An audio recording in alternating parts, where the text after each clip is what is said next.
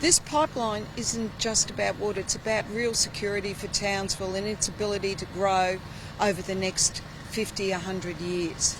This will deliver water not just to our city but to new developments in and around our community. We know that as a growing city we need to make sure that we have the infrastructure that supports that growth. But more importantly, this is also about positioning ourselves as having secure water for large industry. And industry comes to those areas that has good water and good power. And that's certainly the objective of what we're working on now.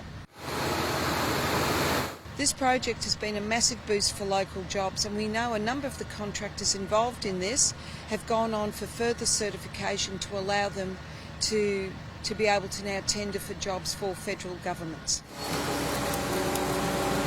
Through a partnership with Townsville City Council and of course the Queensland Government, the best way for us to help grow our community is to work in partnership with all levels of government. This is just one of only a handful of sections left, and probably within the end of 2 weeks all the pipe will have been placed as part of Haughton Pipeline Stage 1.